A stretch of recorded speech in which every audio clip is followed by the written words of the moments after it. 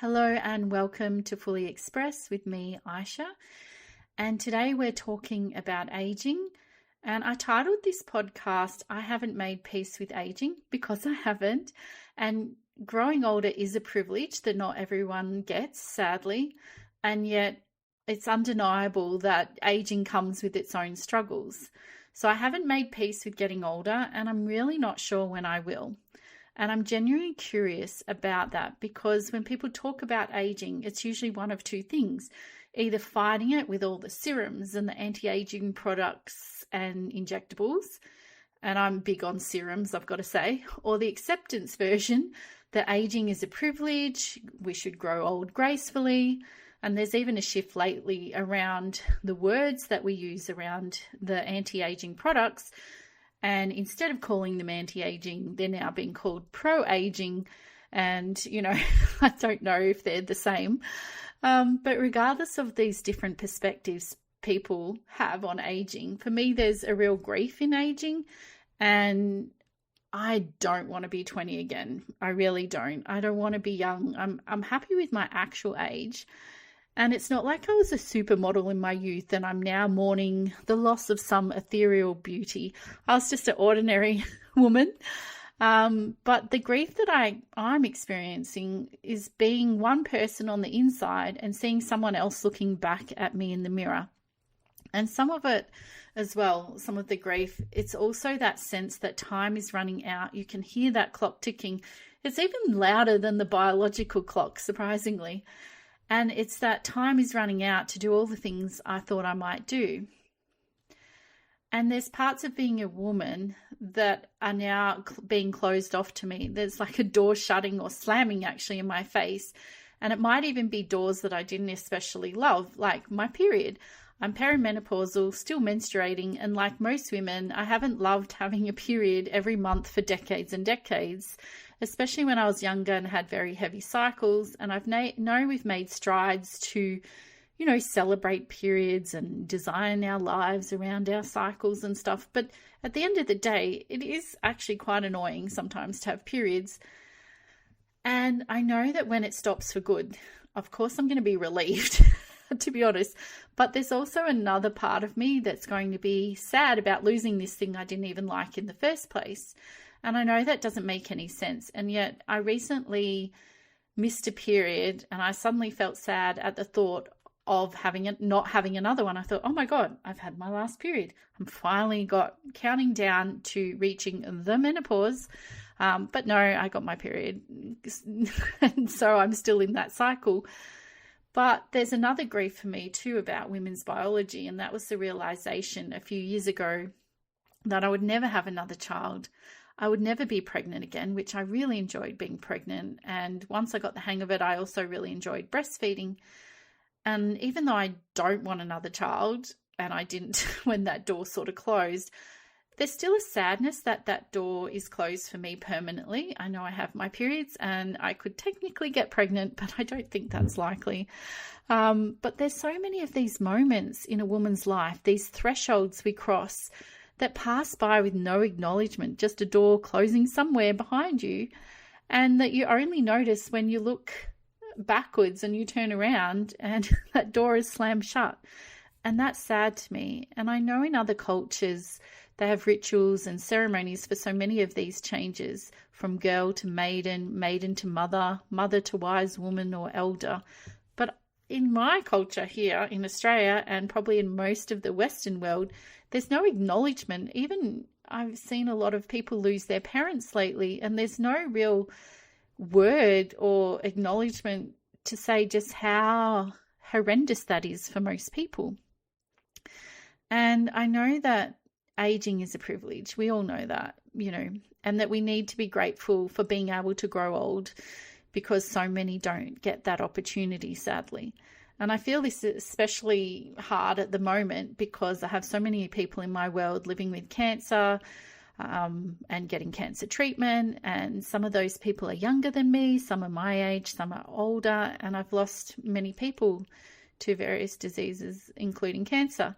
So being alive to get older is the very thing that they're being robbed of. So when I catch myself obsessing about a line on my face or the extra weight I'm carrying, I try to stop and remember that I'm here and they're not, or they're fighting to be, and how lucky I am.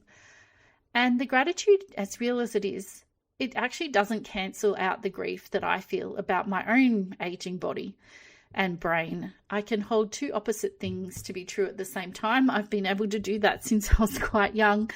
And I can be genuinely grateful that I'm alive to age and get older, but I'm also sad about how I feel about aging.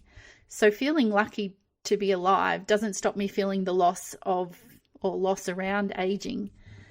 And my sadness about the changes in my own body doesn't take away from someone else's suffering who is sick. The people I love who are unwell would be the first to tell me to go and live my life, apple belly and all.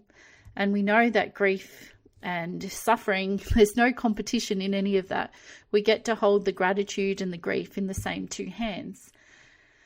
And right now I'm the oldest I've ever been, obviously, and I'm also the heaviest I've ever been. And I look in the mirror, or worse, I see a horrible photo of myself, and it's genuinely disorientated because I've got slim wrists, slim ankles, nice slender calves and arms, and then this apple right in the middle. And that's not how I feel on the inside. In the inside, I don't feel like this plump woman in that photo. And this mismatch catches me off guard quite often. And ironically, I also feel attractive, which is odd, I know. I think it's because I've got good skin and I've got good hair. And I'm on HRT at the moment, and I'm just riding out all the perimenopausal weather. And for some people, I know it's easy. I haven't found it easy. But I do feel like I'm also attractive. And, you know, I went on all these 27 dates in the last year. And so obviously some men made me feel more attractive than others. But, you know, there's this contradiction between feeling older and yet still feeling attractive, and then hating my wrinkles, but then, you know, not hating myself at the same time. And if you listen to my episode around vanity, you know that I care about how I look, and I'm a bit vain, and I'm not sorry about that. And then aging is another layer on top of this that makes it more prominent in my psyche, and something that I think about way too much. And something I have complicated feelings about is the compliment, "You look good for your age." And I know it's a compliment, it's meant nicely, and I'll take it, I'm human. But if we look at what it's really saying, for your age, there's an asterisk there. You look good for someone who's as old as you are. Why can't we just look good, full stop? Why do we need a qualifier around that? And we all know beautiful older women, you know, I'm thinking of actresses who look absolutely stunning, and they were stunning when they were younger and they're still stunning now. And so they don't even need the qualifier. And I personally love compliments about looking younger because it's such a big deal to me, this aging thing. And I gobble up these compliments like I'm starving for them. I really do. And they make me feel good. Genuinely, I love them. Looking younger than I am is something, unfortunately, that perhaps that I aspire to. And it's probably a bit rich given everything I'm saying here to you, but it's just how it is. And sometimes I'll turn to my kids and go, don't I look younger than her? Oh my gosh, that person's 50. They look so much older than me. And I've shared previously that I have some unflattering thoughts sometimes, and I have to own that. And that probably comes from my own insecurity.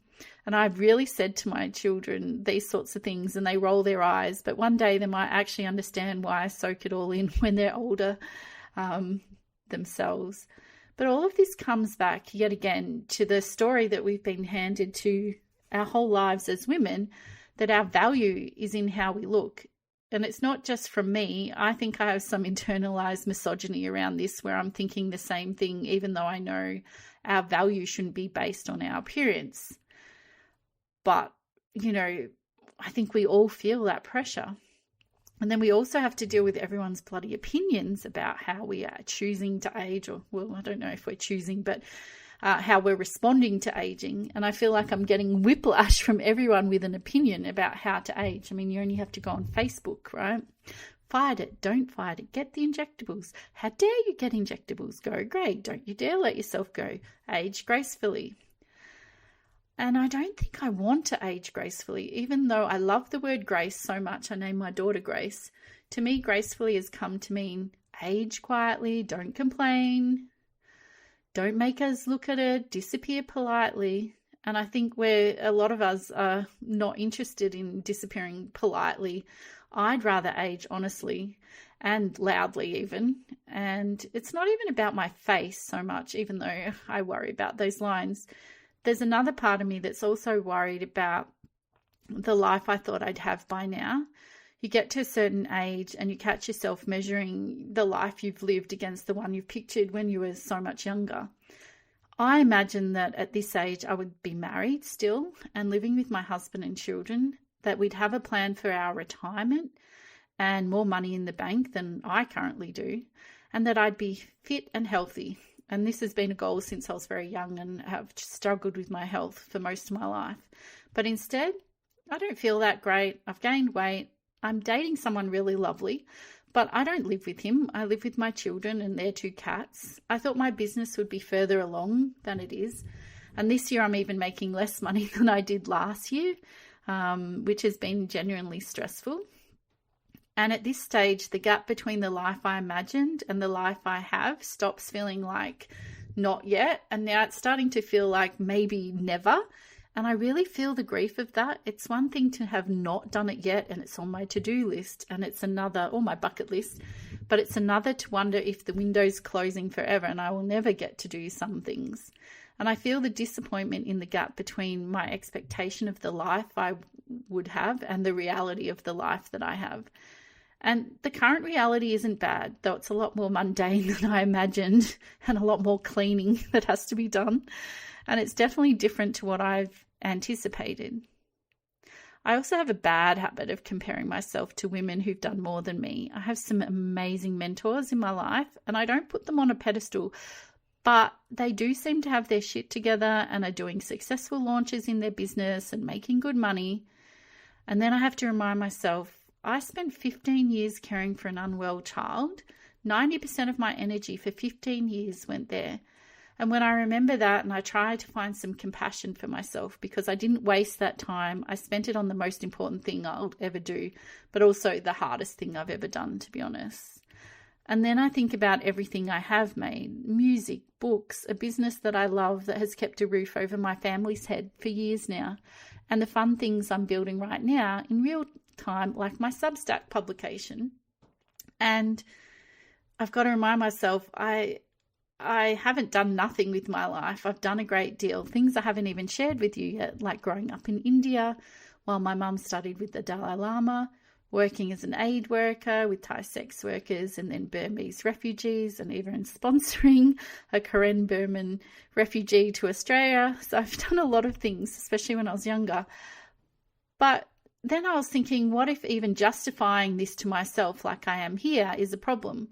Perhaps even that is dangerous, because what if who I am as a person is more important than what I've done? There's lots of people who've lived quiet, what I think of as quiet lives, being lovely people without having to have great ambitions. And those people have made a difference to the people in their own lives. And that, what if how we show up every day in the world is the most important thing, with kindness and compassion and empathy? I was recently talking to a woman in her late 80s, and I asked her how she met her husband, because I'm a sucker for true romance, and her husband's been dead for over 25 years. And you should have seen the glow on her face when she was talking about him. She never remarried or anything. Her friend had set her up on a blind date when she was 18, and she didn't even want to go on this date. She was going to cancel, but her friend insisted and made her go. And she was standing in this dance hall and she looked across the room, just like in a movie, and it was love at first sight. And before long, they were married. And I'll never, ever forget the transformation that came over her face as she told me their love story. It's like all the years just melted away, all the wrinkles fell away, and I could see this gorgeous 18-year-old version of her shining through, the joy in her face, remembering their moments. She was still that girl at the dance. I literally had tears in my eyes when she shared her story. And it reminded me that we don't replace who we were with who we are now. We carry every version of ourselves inside us all at once. The girl on the blind date was still inside her.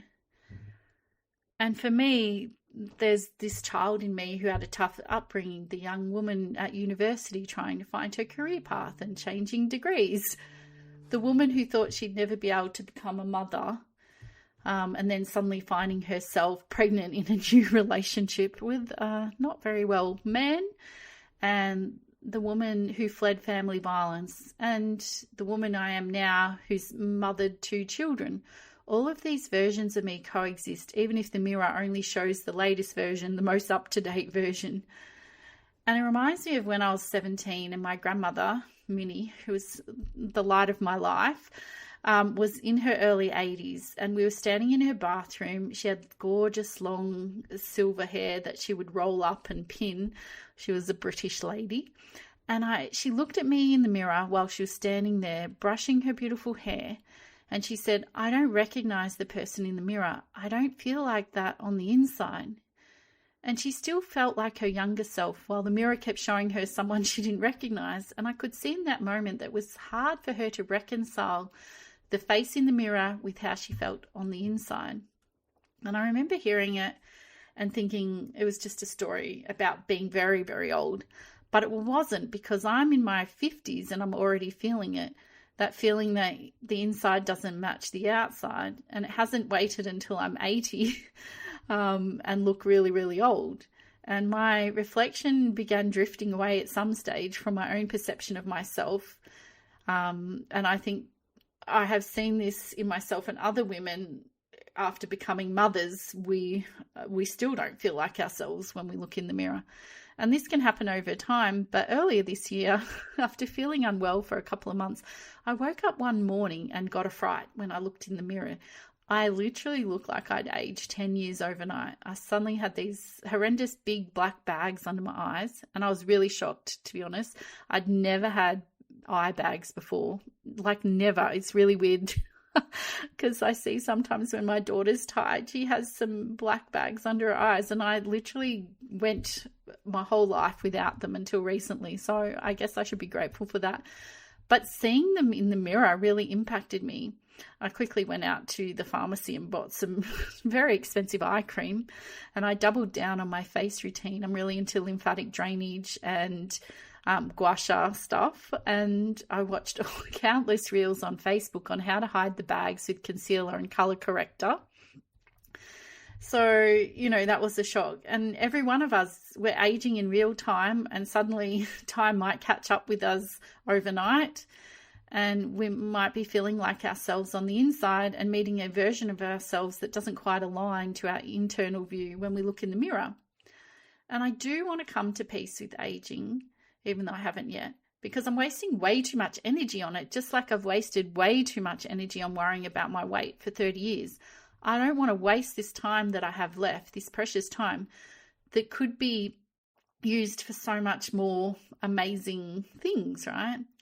But I do want to feel good in my body regardless, and I want to feel strong. And, that's why I'm going to the gym and trying to eat well. I've always eaten well, but really focusing on my vitamins and minerals. But we're all on this road to the same destination.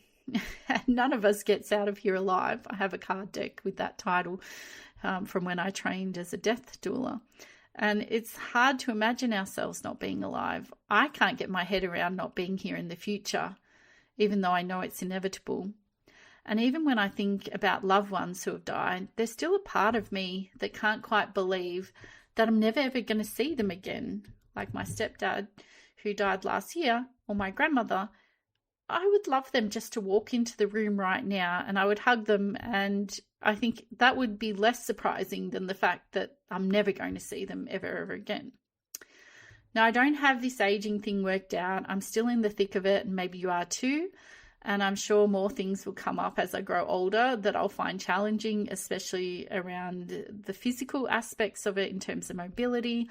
I remember my other grandmother, when I saw her in her early 50s, so the same age as me, all she did was complain about her ailments. And so I think, thankfully, I think 50 is a lot younger these days than it used to be. But, I still want to be healthy. And thankfully, we don't have to have it all figured out to live a more fully expressed life. And now in the age of AI and so much inauthentic slop coming out, we need more of us to be living fully expressed and being real about what it's like to be a middle-aged woman dealing with the challenges that this stage of life brings. And when my stepdad was diagnosed with cancer last year, he was so upset that he'd never written his magnum opus on traditional Chinese medicine. But his cancer moved so fast that in the 6 weeks between diagnosis and death, there's just no time at all. I even wanted to go to Japan, but we couldn't make that happen. And I still feel emotional when I remember the conversation with him, and he was sitting on the couch and he had tears in his eyes and he was saying what he didn't get to do in his life. And they're things that he could have done, but he didn't prioritize them. And I'm not, victim blaming here. I'm just saying we both knew that.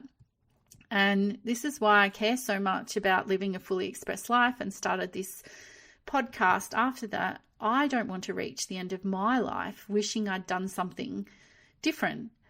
And so if you've got a big dream or even a small one, go for it now. There's no better time. And if you resonated with this issue, I would love to hear from you and in the comments on Substack. And if you feel like there's a woman in your life who might be struggling with aging, feel free to share this with her. And come over and join me on Substack if you're not already on there. My publication on Substack is called Fully Expressed, same as this podcast. And it's where I keep writing through all of this in real time every week. And I never know what I'm going to say the following week. I'm just responding to things as they come up for me. And if you've been with me for a few episodes, including the pleasure ones and the vanity one, you can probably see the thread running through all of these where I'm exploring what it means to be a fully expressed woman, definitely warts and all. I don't actually have any warts, but I'm trying to be real and to, talk about things that are meaningful to me and hopefully resonate with you.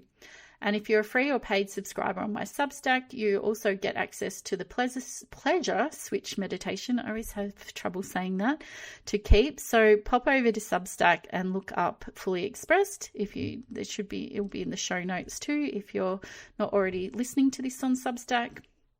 And if you recall about my stepdad that I just mentioned, I have heard so many people say that one of their biggest dreams is to write a book. And if you've been writing a book like my beloved stepfather and you still haven't done it, come and have a chat to me. I've written several books and I've mentored many, many people to write their books, and that's something I can help you with. So don't leave your book unwritten. Don't leave your magic inside. Get it out there into the world. And I'm even taking my own advice here. I have written a number of nonfiction books. I have a degree in writing. I love writing and I've mentored so many people. But for the first time ever, I'm actually working on my first novel. It's about a woman that goes on a 10-day silent retreat in the Blue Mountains in Australia. And the world ends while they are meditating. And I got the idea for this novel when I was 20. So it's been percolating for over 30 years. I was on a Vipassana meditation retreat in the Blue Mountains, and I looked around the room at all these spiritual people, and I'd wondered how would they truly behave if the world came to an end. And my book is no version of Lord of the Flies at a retreat centre. I can't handle that level of violence and graphicness, but it does explore something that's fascinated me since I was a teenager and reading various post-apocalyptic novels, and that is how people handle life when everything is stripped back and the rules of society are taken away. So that's what I'm up to in my spare time. And part of the thing I've also been doing at the end of each podcast now is adding in a song. And today I've written one called The Woman in the Mirror. And yes, the actual music is generated by AI. I'm totally transparent with that. I don't think you want to hear me singing it. I've got a sweet voice, but it's nowhere near good enough to sing a song and share it with you. And so have a listen to the song. This one's a little bit more poignant than my previous ones. Probably they're a bit more uplifting and bouncing, like rhythmic, but I wanted to have something that sort of spoke to that grief around looking in the mirror and not recognizing the person in the mirror. And I hope to see you on Substack. Feel free to message me on Substack or to comment if you go over and see this post on Substack. So I'm sending you lots of love, and here's to living a fully expressed life.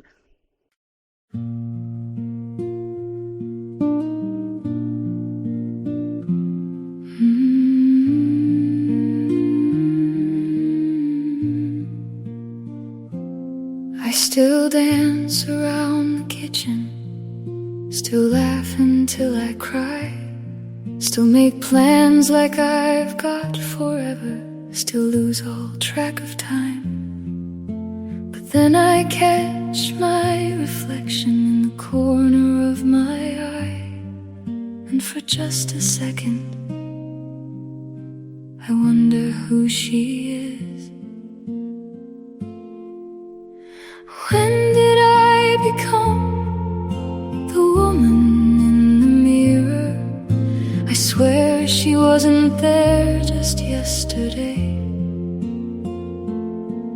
Inside I'm still the girl whose certain life is waiting. So why does my reflection feel so far away?